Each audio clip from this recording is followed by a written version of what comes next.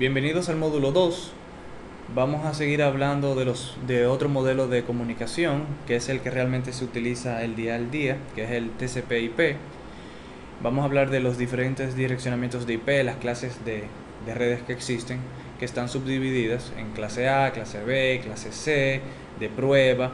Y vamos a mencionar ya lo que son los direccionamientos IP privados, el RFC 1918. Vamos a empezar entonces con el modelo de TCP. El modelo de TCP/IP surgió por el Departamento de Defensa, como en 1970, por ahí. Realmente no importa la fecha. Y surgió por la necesidad de tener cierta comunicación confiable en caso de que ocurriera algún tipo de guerra. Los Estados Unidos querían asegurarse de poder mantener la comunicación entre uno y otro. Realmente de aquí surgió, de lo que era el DARPA. Como ustedes pueden ver, el modelo TCP/IP, a diferencia del de OSI, solamente cuenta con 4 capas. Ahora bien, tiene 4 capas, pero tiene la misma funcionalidad de las 7 capas del modelo de OSI. Simplemente están englobados en capas diferentes. Hay algunas que sí van en relación de uno a uno, hay otras que no, como pueden ver. Lo que es la capa de aplicación, aquí es donde se encarga, como voy a mencionar otra cosa, porque acuérdense que nosotros hablamos de esto ya en la clase anterior. Entonces aquí tenemos lo que es encriptación, decriptación, compresión, y se definen los protocolos de los programas que se van a comunicar. ¿Okay? Pero en esencia, la capa de aplicación del modelo de TCP/IP engloba lo que es la capa de aplicación, presentación y sesión del modelo de OSI. Entonces seguimos con la capa de transporte, que va a una relación uno a uno con la capa 4, que es donde manejamos dos protocolos específicos que se encargan de la comunicación. Tenemos entonces la capa de internet o la capa de red, que viene siendo también donde tengo el direccionamiento lógico, enrutamiento de paquetes. Y tenemos entonces ya lo que es la capa de acceso, la capa de abajo, que realmente va a hacer una relación específicamente con la capa 2 del modelo de OSI, que es lo que se encarga de los protocolos y esta data que viene bajando de arriba, que ha sido encapsulada hasta llegar ya a esta capa, y la preparan entonces a los medios distintos que se pueden utilizar para envío físico. Ya hablamos anteriormente de específicamente de cada una de las capas, qué hacía cada una de las capas cuando hablamos bastante ya en el modelo de OSI. Aquí lo que vamos a ver ya es su funcionamiento, su día a día, qué trabaja en cada una de estas capas. En la capa de aplicación tenemos ya los diferentes protocolos. Tenemos Telnet, que es una terminal de emulación, que básicamente, no sé si la han utilizado o no, que es un programa que me ayuda a conectarme a distintos equipos para poder configurarlos como si físicamente yo estuviese ahí. Tenemos FTP, que tanto un protocolo también es una aplicación que se usa para envío de archivos, el File Transfer Protocol, que usa el puerto 21 y el puerto 20, dependiendo si es el Control Channel o el Data Channel. Esto lo vamos a ver mucho más adelante, simplemente le estoy dando como cierta idea de cada uno de estos. Tenemos el Secure Shell, que al igual que el Telnet me permite comunicarme a los equipos, pero ahora de una manera segura. Todos conocen lo que es el HTTP, que es lo que usa el browser, el Mozilla, el Firefox, para conectarse con ese protocolo a los servidores de web, y organiza la data y se la despliega a ustedes por la pantalla. Tenemos el Simple Mail Transfer Protocol, que principalmente es para enviar correos desde su cliente a los servidores y entre los servidores.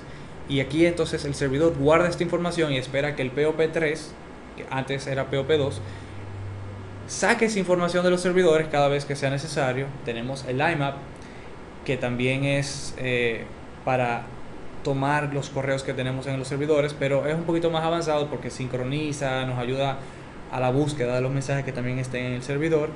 Y tenemos lo que es el Simple Network Management Protocol, que hay varias versiones. Hasta ahora tenemos la 1, la 2, la 2C y la 3, que es ya la más actual, que es un protocolo que se encarga del manejo de los equipos que tenemos en la red. Yo tengo varios equipos, switches, routers, ASAs, firewalls, donde estos le mandan la información usando SNMP a un sitio central donde yo puedo entonces manejar todos mis equipos, ver el procesador que está utilizando, la memoria que está utilizando y cualquier error que yo haya configurado y que le haya designado que lo envíe. Más adelante vamos a hablar un poquito de TCP y UDP. Ya ustedes saben que uno es para envío confiable y uno es envío no confiable. Y vamos a hablar entonces de los protocolos que existen ya en la capa de internet, que principalmente tenemos el IP. Además del IP también tenemos el ICMP, tenemos el ARP o Address Resolution Protocol, tenemos el Reverse Address Resolution Protocol. El ICMP principalmente para el bien funcionamiento de mi red, pero vamos a hablar del ICMP ARP y RARP más adelante, ¿eh? Y ya entonces en la capa de abajo tenemos los diferentes formatos o protocolos de envío de la información en cuanto a la capa 2 y capa 1 del modelo de OSI. Vamos a hablar entonces de TCP. Lo que ustedes están viendo es un paquete de TCP donde tengo source port y destination port. Los puertos se utilizan mayormente para poder dividir, segmentar las diferentes comunicaciones de los diferentes programas que tengo conectados. Entonces, el TCP, acuérdense que maneja lo que es la conexión confiable, crea una conexión virtual. Para esto usa también lo que se llama el sequence number, que es lo que ustedes ven ahí. Y el sequence number es lo que me asegura que los paquetes que son recibidos se ponen en el orden correcto. Y de esta manera yo me doy cuenta si faltó algún paquete, entonces y este se retransmite. Tenemos el acknowledgement number, que es lo que la otra computadora que está recibiendo me dice que es lo que él está esperando, los próximos paquetes. Yo le envío paquete 1, 2, 3, 4, porque tengo un Windows size, que lo ven abajo, de 4. Él me va a mandar entonces que él va a recibir el 5, 6, 7 y 8. Obviamente no funciona de esa manera. Lo estoy poniendo de una manera muy simplista, pero en esencia eso es lo que hace. Tenemos el checksum. El checksum principalmente, como TCP no confía en las capas inferiores, él verifica que su paquete o segmento esté correcto, que toda la información que se haya recibido esté correcta, esté en buen estado. Tenemos entonces opciones y obviamente abajo tenemos ya la data que viene encapsulada de las capas superiores. Seguimos ahora entonces con lo que es ya UDP. Acuérdense que estamos en la capa de transporte donde hablamos de TCP y UDP. UDP, contrario a TCP, ya es un protocolo delgado, no tiene esa complejidad porque realmente él se encarga de enviar los paquetes, es muy eficaz, pero él no se preocupa porque los paquetes lleguen en orden, si llegan, no llegan, sino que él sabe que las aplicaciones que están manejando el stream de data son las que se van a encargar de agrupar la información y asegurarse que esta información llegue, juntar los paquetes, por ejemplo. Él prácticamente manda la información y no se preocupa si llegó o no llegó, cómo llegó, en el orden que llegó, Por esto es que se llama que UDP no es una conexión confiable y no crea ese circuito virtual que crea lo que es la comunicación del TCP. Esto es ya una tabla resumiendo brevemente la diferencia entre uno y otro. Esto se va a tocar mucho más a fondo en los próximos capítulos. Yo lo que quiero es que tengan cierta idea cuando lleguemos ya a ese tema de lo básico de cada uno de estos dos protocolos, ¿ok? Acuérdense, TCP se encarga de secuencia, se preocupa porque los paquetes lleguen en el orden correcto y se reorganicen en el destino en el orden correcto. El UDP no tiene ningún tipo de preocupación en cuanto a esto, no lleva la secuencia. TCP es confiable, el UDP no es confiable como mencionamos. TCP crea una conexión, crea un circuito virtual, con algo que se llama el three-way handshake, que también lo vamos a ver más adelante. Verificación lleva lo que es windowing o control de flujo, que es todos los aspectos que se van a encargar de que la información llegue de manera confiable a su destino. Ya en cuanto al UDP, no crea circuito virtual, no tiene reconocimiento y como no se preocupa ni de la manera que llegan la data, no tiene ningún tipo de control de flujo. Aquí ya vamos a hablar un poco de los puertos, ¿ok? Independientemente de la modalidad de envío, sea TCP o UDP, las aplicaciones para poder segmentar todas las conexiones existentes en una máquina usa puertos. Usted puede tener un browser abierto y tienen varias ventanas abiertas conectadas a diferentes computadoras. Entonces, de esta manera, con puertos, es que la computadora sabe qué información desplegar en qué ventana del Explorer que ustedes tengan. ¿Okay? Eso se lo tienen que saber, se lo tienen que memorizar. Lo van a ver tantas veces que ya al final de esto se lo van a saber de memoria. Tenemos que Telnet funciona con TCP en el puerto 23. El puerto 23 es quien esté esperando esta conexión, está oyendo, escuchando en el puerto 23. Pero imagínense que yo me voy a conectar de una computadora A una computadora B. Yo estoy en la B me está esperando en el puerto 23, pero mi computadora, utiliza un puerto por encima del 1024, dinámicamente elige un puerto y se conecta entonces a un destino de puerto 23 con el protocolo de Telnet. Entonces tenemos el Simple Mail Transfer Protocol, que usa el puerto de 25, HTTP puerto 80, FTP usa puerto 21 y puerto 20. Tenemos DNS, que también es UDP como TCP. El DNS usa TCP cuando está hablando entre dos servidores de DNS, y usa UDP cuando su computadora entonces quiere desplegar una página y resuelve lo que es el nombre de dominio www.google.com a un número de IP. Entonces tenemos HTTPS, que usa el puerto 443. Por debajo del puerto 1024, lo que es ya de los primeros puertos al 1023, son lo que se conoce como well known ports, o puertos conocidos. Ya ahí ustedes pueden buscar en el internet y buscan los well known ports y le va a desplegar un listado de puertos que son de aplicaciones conocidas que usan esos puertos. Ya por encima de eso, acuérdense que ya son dinámicos, son de selección dinámica.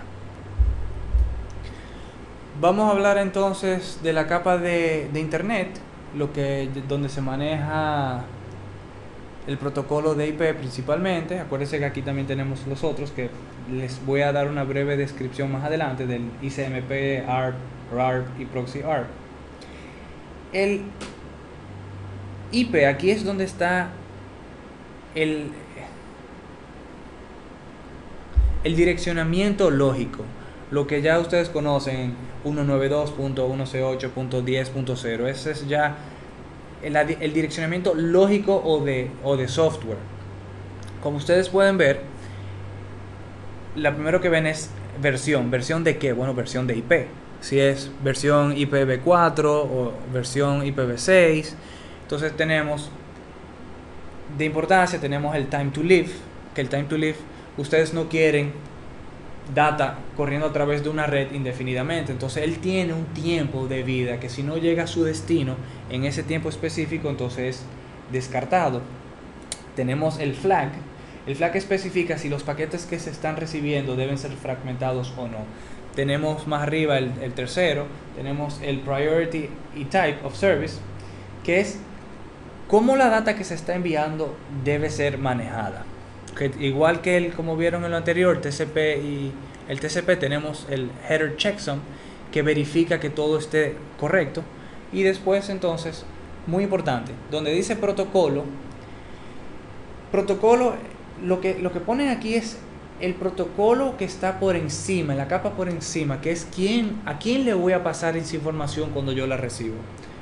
La computadora que recibe la información la pasa en la capa 1, después la lleva a la capa 2, capa 3, capa 4. Pero de la capa 3 a la capa 4, hablando ya en referencia al modelo de OSI, la capa 3 tiene que saber a qué protocolo en la capa 4 le va a pasar esa información. Entonces aquí saldría TCP y UDP.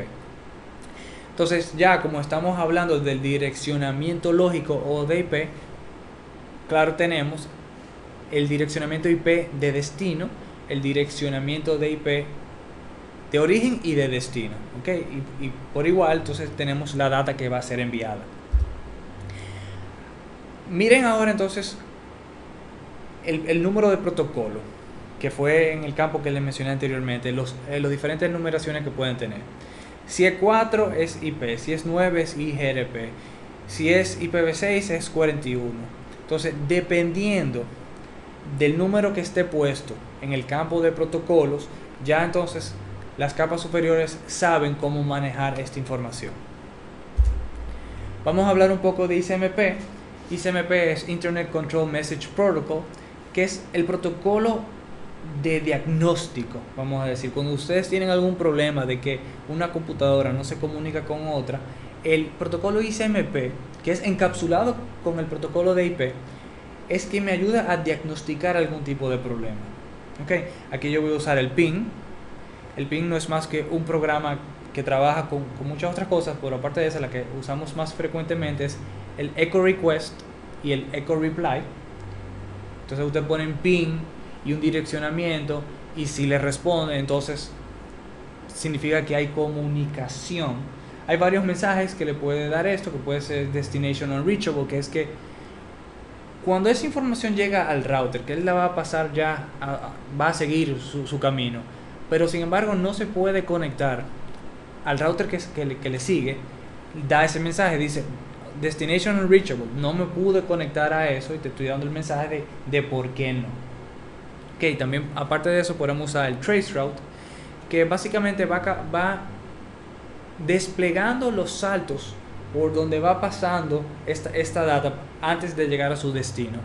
Esto me ayuda en cuanto a diagnóstico, porque si no tengo comunicación con una computadora, esto me va a dar la información de en qué momento en el trayecto es que se pierde la comunicación. Vamos a hablar un poco de Address Resolution Protocol.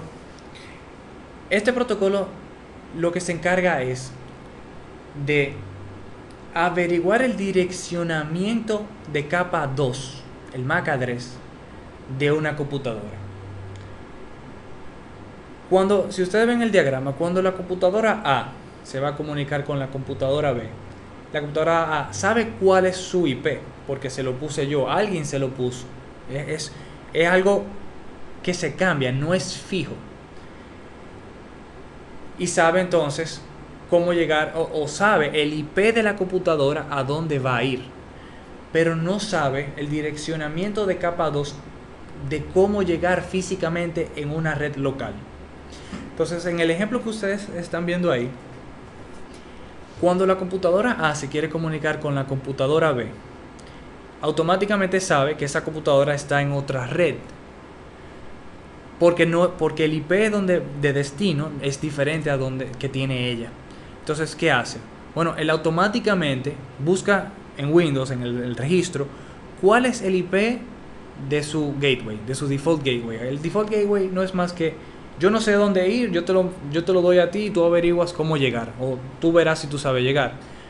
Pero imagínense que el router 1 en ese caso también es un router, pero imagínense que es una computadora. Él tiene que la comunicación tiene que llegar de la PCA al router. Ahora, ¿cómo llega? Se sabe el IP, pero igual no se sabe el direccionamiento de capa 2. Entonces, con el protocolo de ARP, prácticamente grita en la red, dice, me tengo que conectar con el IP tal. ¿Quién tiene ese IP para que me dé su dirección de capa 2 para yo poder llegar físicamente de aquí a donde tú estás? Entonces grita, hace un broadcast para que todas las computadoras escuchen. Entonces el router 1 responde diciendo, ese es mi IP, este es mi direccionamiento de capa 2, así sabes llegar. Perfecto. Entonces va de la PCA al router 1. El router 1 en su tabla de enrutamiento ya sabe cómo llegar al router 2.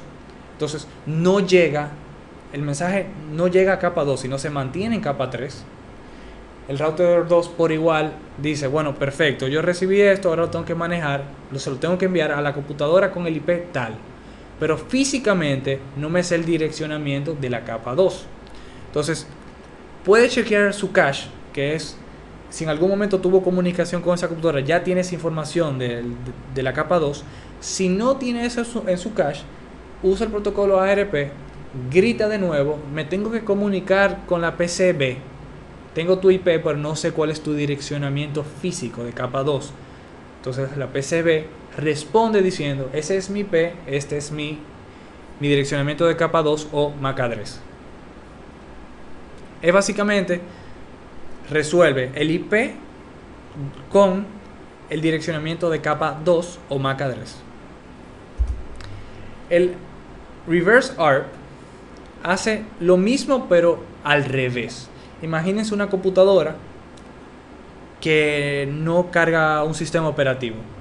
Entonces, inicialmente la computadora sabe cuál es su MAC address porque físicamente tiene una tarjeta. Entonces ya sabe cuál es el MAC address, pero no tiene un IP. Entonces, ¿qué hace con ese protocolo de Reverse Address Resolution Protocol? Grita en la red igual. Mi direccionamiento de capa 2 es tal, pero no tengo un IP. ¿Cuál es mi IP? Entonces ya hay un servidor específicamente en la red que escucha esto y le dice, bueno, tu direccionamiento de IP ahora va a ser tal. Entonces de esta manera esta computadora carga, puede sacar un sistema operativo de otro servidor ya que tiene forma de comunicarse con él y ya tiene un IP para su comunicación. Vamos a hablar un poquito ahora del direccionamiento IP. Antes de hablar del direccionamiento IP y mencionar las diferentes clases que hay, clase A, B, C, vamos a hablar un poco de la terminología. ¿Qué es un bit? El bit es un número, o 1 o 0. Ok, ya eso es un bit. Ahora, cuando hablo de un byte, el byte es 7 o 8 bits, dependiendo si tiene algo que se llama parity. Pero mientras tanto, piensen que un byte son 8 bits. Un octeto es lo mismo que un byte, siguen siendo 8 bits. El direccionamiento de red, que lo voy a explicar un poquito más adelante, y el direccionamiento de broadcast, ya es cuando hablamos entonces del direccionamiento lógico de las computadoras. Entonces, miren las diferentes clases de direccionamiento que hay. Yo tengo una clase A, clase B, clase C, clase de investigación, de prueba, donde yo segmento mi red dependiendo de, utilizando el subnet mask o la máscara. Yo segmento las redes en porciones más manejables. Ok, en la clase A yo tengo que el primer bit, si ustedes se fijan en la clase A donde tengo red, cada una de estas porciones viene siendo un octeto o un byte, 8 bits. Entonces, la clase A se define con el primero de esos 8 bits en 0. Entonces, la clase A va desde 0, con el primer bit apagado, hasta los últimos 7 bits prendidos que me suman, si yo los fuera a sumar, 127. La clase B, como ven a diferencia ya, va de 127 a 191. La clase C de 192 a 223. Entonces, si ustedes miran esto, y yo tengo un direccionamiento de IP que dice 10.x.x.x, yo sé automáticamente que eso es una clase A. ¿Por qué? Porque el primer octeto va, la numeración va desde 0 hasta 127. Ahora, 127 no se usa porque es lo que se llama el loopback, y el 0 tampoco se usa porque equivale a una red. Si yo hablo entonces de clase B, en el primer octeto, los primeros 8 bits, yo tengo que ese número que va a poner ahí, si yo tengo un número que va de 128 a 191, por ejemplo, tengo un direccionamiento que me dice 129.x.x.x, ya yo sé por ese número que está ahí qué tipo de clase es. Entonces, en la clase C yo tengo que el número que va en el primer octeto, si empieza en 192 y sigue hasta 223, ya yo sé que esa red es tipo clase C. Solamente por eso. Entonces tengo que en el primer octeto, si el número que ustedes ven en una dirección IP va desde 0 a 127, quitando el 0 y quitando el 127, sería entonces de 1 a 126, estamos hablando de una clase A. Si ustedes ven que en el primer octeto, que es el cuadrito que ven ahí, que está a la izquierda, y el número va de 128 a 191, independientemente del número, si está en ese rango, es clase B. Clase C, acuérdense, 192 a 223. Cualquier número que exista en el primer octeto que vaya de 192 a 223 es clase C. Brevemente les mencioné, ya hay varios IP que son reservados, que tienen funciones específicas. Si yo tengo que en el network address todos son ceros, ¿ok? Eso quiere decir que me estoy refiriendo a un segmento de red, a una red en específica. Si yo tengo que el direccionamiento de un IP que tengo es 10.1.1.1 y en la máscara tengo 0.255,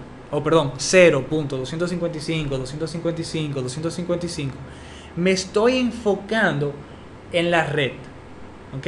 En la red, en lo que es el 10. Esa red es el 10 porque la máscara que tengo debajo es 0. Tengo entonces la red 127.0.0.1. Esto siempre es un IP que se reserva para pruebas. Yo pruebo que mi computadora se conecta a mi computadora en sí, su protocolo, su grupo de TCP/IP está funcionando. Yo le doy un IP a mi computadora, yo le doy un ping a mi computadora y funciona. Cuando yo pongo que todos los nodos son ceros, estoy hablando ya de lo que es el direccionamiento de red. Esto ya cuando ustedes están configurando los routers. Si yo tengo una configuración y la marco como 10.1.1.1 y la máscara es todo cero, me estoy refiriendo a esa dirección en específico. Si todos los bits son unos, ya realmente me estoy refiriendo a el broadcast address, a todo lo que es la comunicación de broadcast. Entonces vamos a hablar ahora por último de lo que es el request for comment o el documento que maneja lo que son las direcciones privadas, que es el RFC 1918, donde yo tengo un segmento de cada una de las clases, pero para uso privado. Estos son los IP que yo puedo usar dentro de mi organización, Estos IPs no salen al internet. Todos estos IPs para poder salir al internet tienen que tener un router intermedio o cualquier otro equipo intermedio que haga lo que se llama nateo. Entonces, yo puedo configurar dentro de mi red todas las computadoras, dependiendo de la cantidad de computadoras que yo vaya a tener, yo puedo definir cuál de estas clases yo puedo utilizar. Si yo uso una clase C, que es la que ustedes ven ahí, que va 192.168 y tengo 10.0, estoy usando una clase C y tengo 255 computadoras. Okay. Entonces, dependiendo de la clase que yo esté configurando dentro de mi red, va a decirme cuántas computadoras yo puedo tener de manera privada.